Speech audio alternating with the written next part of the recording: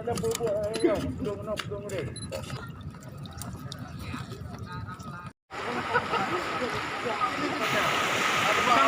Tepuk tangan.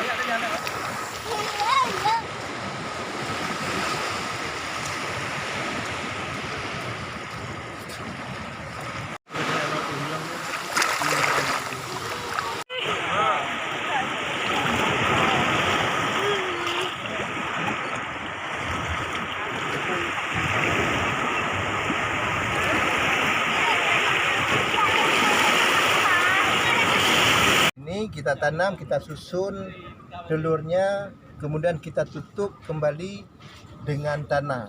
Jadi